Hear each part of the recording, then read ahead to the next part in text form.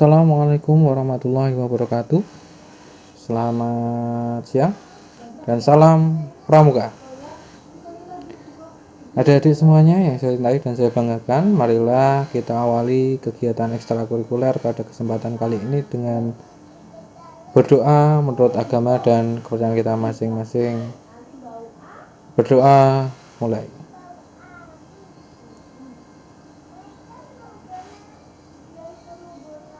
Selesai?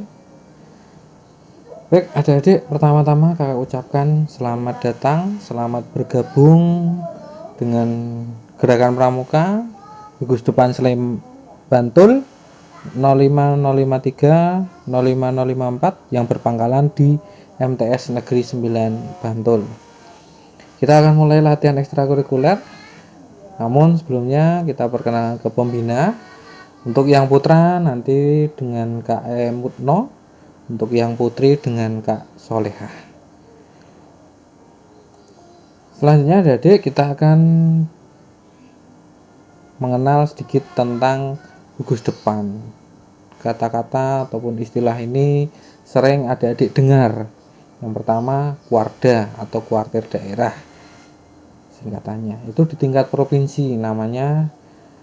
Karena kita di Provinsi Daerah Istimewa Yogyakarta, maka Kuarda kita adalah Daerah Istimewa Yogyakarta. Kemudian di tingkat bawahnya ada Kuarcap atau kuartir cabang. Kuartir cabang kita atau di tingkat kabupaten adalah di Bantul. Kemudian di bawah kabupaten itu ada kecamatan. Dalam pramuka sering disebut dengan kuartir ranting, atau di tingkat kecamatan namanya adalah kuaran. Yang kuaran kita adalah kuaran bangun tapan. Nah, setelah kuaran itu biasanya nomor gugus depan. Nomor gugus depan kita 05053 untuk yang putra, 05054 untuk yang putri. Kemudian untuk alamat, ada masih sudah tahu ya. Alamat sekolah ada di Jalan Wonocatur nomor 446B, Wonocatur Banguntapan, Bantul, Daerah Istimewa Yogyakarta dengan kode pos 55198.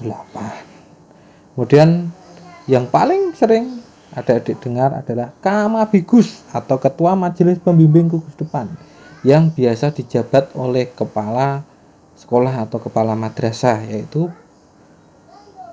Bu Nur Hasanah Rahmawati SAG MS. Nah, selanjutnya sering adik-adik mendengar apa itu gerakan pramuka, apa itu pramuka, apa itu kepramukaan, dan apa itu pendidikan kepramukaan. Yang pertama, gerakan pramuka. Gerakan pramuka adalah organisasi yang dibentuk oleh pramuka untuk menyelenggarakan pendidikan kepramukaan. Kemudian pramuka itu adalah warga negara Indonesia yang aktif dalam pendidikan kepramukaan serta mengamalkan Satya Pramuka dan Dharma Pramuka. Kalau kepramukaan adalah segala aspek yang berkaitan dengan pramuka.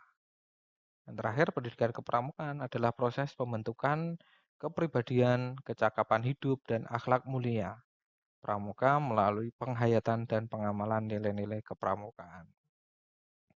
Intinya seperti ini adik-adik. Gerakan pramuka itu adalah rumahnya. Kemudian pramuka itu adalah orangnya. Kepramukaan atau kependidikan pramukaan itu adalah kegiatan ataupun materi-materinya. Jadi seperti itu. Ada gerakan pramuka, kepramukaan atau pendidikan kepramukaan. Itu intinya gerakan pramuka itu sebagai rumahnya atau wadahnya. Kalau pramuka itu sebagai orang atau pelakunya. Kemudian kepramukaan itu materi atau ilmu atau kegiatan yang dilaksanakan. Nah, selanjutnya adik-adik. Adik-adik di usia saat ini adalah sebagai anggota penggalang. Apa itu penggalang? Penggalang adalah anggota gerakan pramuka yang berusia antara 11 sampai 15 tahun. Nah, kalau tadi dikatakan pramuka itu adalah orangnya. Nah, di dalam pramuka itu penggolongannya dibagi menjadi dua. Ada anggota dewasa dan anggota muda. Anggota muda itu dari siaga, penggalang, penegak, sampai dengan pandega. Kalau pramuka dewasa itu dari usia 26 tahun sampai seterusnya. Nah, kalau di usia peserta didik atau usia muda itu dibagi menjadi golongannya, ada S, G, T, D. Adik-adik pasti sering mendengar. S itu siaga 7 sampai 10 tahun. Kemudian kalau penggalang 11 sampai 15, kalau penegak 16 sampai 20, kalau pandega 21 sampai 25. Nah, nanti kalau 26 sampai sampai tua itu namanya pramuka dewasa. Nah, di penggalang adik-adik namanya adalah pasukan penggalang. Kalau dulu di siaga namanya perindukan siaga, kalau sekarang adik-adik namanya pasukan penggalang. Nah, satuan terkecilnya disebut dengan regu, terdiri dari 6 sampai dengan 8 anggota. Pramuka penggalang biasanya disingkat dengan huruf G yang diambil dari huruf pertama kata dasar galang. Penggalang menggunakan kode warna berwarna merah yang melambangkan penggalang sebagai masa-masa berkembang yang penuh kemeriahan hidup. Jadi kalau adik-adik dulu waktu siaga menggunakan warna hijau, nanti kalau di penggalang warna dasarnya itu menggunakan warna merah. Nah, upacara-upacaranya dalam pasukan penggalang itu membentuk barisan angkare seperti segi empat yang dengan salah satu terbuka, atau sering adik-adik menyebut bentuk U dengan posisi pembina dan pembantu pembina berada di sisi yang terbuka. Ini mempunyai filosofi mulai berkembangnya pandangan penggalang dalam menerima pengaruh yang baik dari lingkungan di sekitarnya. Kalau dulu adik-adik di siaga membentuk lingkaran, tapi kalau di penggalang membentuk U atau membentuk angkare. Kegiatan-kegiatannya adik-adik yang ada di penggalang seperti ada jambore, lomba tingkat, perkemahan bakti, geladian pemimpin regu, forum penggalang penjelajahan, juta atau jote. Nah, yang paling sering ada diikuti nanti mungkin ada jambore, ada lomba tingkat, ada bakti, geladian pemimpin regu, juta joti itu jambore on the air dan jambore on the internet. Ini biasanya tingkat kegiatannya biasanya seluruh dunia kalau juta joti itu. Nah, selanjutnya adik-adik, hari ini kita akan mengenal tentang tanda-tanda pengenal gerakan pramuka. Kenapa kok harus diperkenalkan? Kakak sampaikan bahwa mungkin dulu ada yang dari HW atau bahkan di SD-nya belum ada pramuka. Kita sedikit mengenal materi tentang tanda-tanda pengenal pramuka. Tanda-tanda gerakan pramuka itu terbagi menjadi 5 adik-adik. Ada tanda umum, ada tanda cakapan, ada tanda satuan, ada tanda jabatan, dan yang terakhir ada tanda penghargaan. Maksudnya tanda-tanda pengenal gerakan pramuka itu apa toh? Tanda-tanda pengenal gerakan pramuka itu apa yang adik-adik kenakan. Jangan sampai adik-adik sudah memakai tapi tidak tahu namanya itu apa. Ya, lanjut saja ya adik-adik. Yang pertama tentang tanda umum. Tanda umum itu adik-adik seperti tanda topi yang bawah ini loh adik-adik. Nah, tanda topi laki-laki menggunakan yang baret seperti ini. Kemudian yang perempuan menggunakan topi boni. Bisa seperti ini atau yang bludru. Nah, tidak ada lagi ya nanti di dalam pramuka menggunakan topi yang dari bambu itu ya. Ini sudah berubah menjadi seperti ini topinya. Kemudian tanda tutup kepala. Nah, tanda topi atau tanda tutup kepala itu yang seperti ini adik-adik. Nah, yang seperti ini, yang merah-merah ini namanya tanda tutup kepala. Kalau perempuan menggunakan yang lingkaran, laki-laki yang segi 4. Nah, kemudian setangan leher adik-adik sudah tahu semuanya. Kemudian tanda pelantikan. Nah, seperti ini adik-adik. Jadi yang dipakai kalau laki-laki di saku sebelah kiri, perempuan di kerah baju sebelah kiri, itu namanya adalah tanda pelantikan. Nah, tanda kepramukaan sedunia atau tanda bosem seperti ini adik-adik. Kalau laki-laki yang persegi atau kotak ini, perempuan yang lingkaran. Kalau laki-laki di atas saku sebelah kanan, kalau putri ada di kerah baju sebelah kanan. Nah, kemudian tanda kecakapan. Tanda kecakapan adik-adik dibagi menjadi 2. Ada tanda kecakapan umum dan ada tanda kecakapan khusus. Kita yang pertama ke tanda kecakapan umum dulu. Nah, bentuknya seperti ini adik-adik. Ada yang 1, 2, dan 3. Ini namanya tanda penggalangnya. Ada ramu, rakit, dan terap. Kalau 1 itu ramu, 2 rakit, 3 terap. Nah, cara mendapatkannya ini adik-adik harus menyelesaikan ujian SKU. Nah, mayang terurai bertangkai 3. Ini loh, mayang ini bertangkai 3. Itu menggambarkan bunga yang sedang berkembang. indah dan menarik, mengibaratkan pramuka penggalang yang riang, lincah, dan bersikap menarik sebagai calon penerus bangsa yang sedang berkembang menggeladi dirinya dengan jiwa pramuka berdasarkan Trisatya.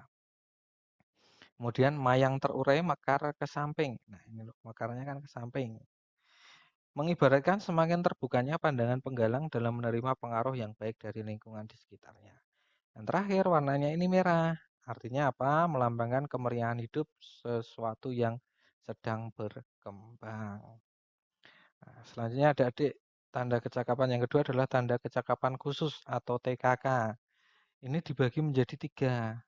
Ada purwa, madya, dan utama. Purwa itu bentuknya lingkaran, madya itu segi 4, utama itu segi 5. Nah, adik-adik kalau menjadi penggalang, di penggalang berarti warna dasar ini loh, warna pinggirannya ini warnanya adalah merah. Kalau dulu di siaga mungkin ada, tapi menggunakan warna dasarnya hijau. Nah, besok kalau adik-adik mau pakai jangan sampai ada yang salah.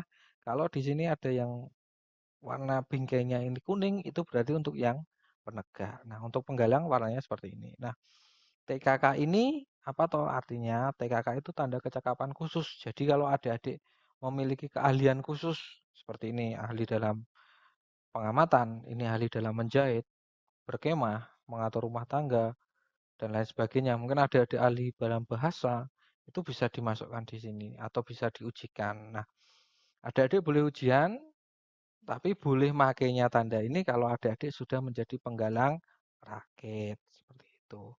Nah, untuk mendapatkannya adik-adik bisa ujian SKK atau syarat-syarat kecakapan khusus. Nah, tanda selanjutnya adalah tanda satuan adik-adik. Tanda satuan untuk putra menggunakan nama hewan, untuk perempuan menggunakan nama tumbuhan atau nama bunga. Nah, seperti ini contohnya adik-adik. Ini dipakai di lengan sebelah kiri. Selanjutnya, tanda jabatan. Tanda jabatan itu biasanya dipakai di saku. Saku sebelah kanan. Ada pemimpin regu utama yang seperti ini. Stripnya ada 3. Kemudian pemimpin regu stripnya ada 2. Wakil pemimpin regu stripnya ada 1. Ini warnanya merah karena penggalang. Seperti itu ada.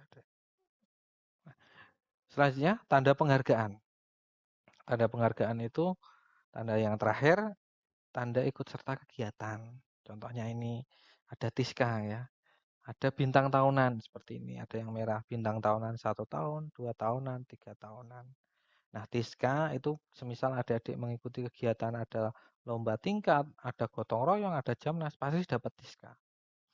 Nah, Tiska ini boleh digunakan adik-adik biasanya 6 bulan secara berturut-turut ketika selesai kegiatan tersebut. Tapi setelah kegiatan itu 6 bulan, adik-adik harus dilepas. Boleh dipakai ketika ada upacara besar. Seperti itu. Nah, seperti ini adik-adik contoh penggunaannya, seragamnya, tanda-tandanya, cara makainya di mana. Kemudian untuk yang putri seperti ini ya, bajunya sama sekarang, hampir mirip ya. Cuman kalau dulu di sini ada yang garis itu berarti itu yang lama, sekarang sudah bajunya seperti ini. Selanjutnya adik-adik ketentuan penggunaan seragam. Seseorang calon anggota gerakan pramuka yang belum dilantik atau dikukuhkan hanya dibenarkan memakai pakaian seragam pramuka tanpa tutup kepala, tanpa setangan leher, dan tanpa menggunakan tanda pengenal gerakan pramuka lainnya. Yang kedua, seorang anggota gerakan pramuka yang telah memenuhi syarat dan dilantik atau dikukuhkan atau mendapat persetujuan berhak memakai seragam pramuka lengkap dengan setangan leher dan tutup kepala serta tanda pengenal gerakan pramuka lain sesuai dengan ketentuan yang berhubungan dengan usia, golongan tingkat, dan jabatannya. 3A, pakaian seragam pramuka harus dikenakan oleh mereka yang berhak secara lengkap, rapi, bersih, dan benar sesuai dengan ketentuan yang berlaku, apalagi sedang melakukan kegiatan di depan umum. Nah, selanjutnya, pakaian seragam harian dikenakan pada waktu melakukan kegiatan kepramukaan pada umumnya. Pakaian seragam upacara dikenakan pada waktu mengikuti upacara peringatan hari besar nasional, hari pramuka, upacara pembukaan dan penutupan kegiatan seperti jambore, raimuna, perkemahan wirakarya, dan lain-lain. Dan menghadiri undangan yang ditentukan seragamnya adalah seragam upacara. Dan yang D, pakaian seragam kegiatan bakti atau olahraga yang dikenakan selama mengikuti kegiatan tersebut. Yang keempat, pakaian seragam pramuka dikenakan hanya bila mana yang bersangkutan bertindak sebagai anggota gerakan pramuka yang melaksanakan tugas atau kegiatan kepramukaan.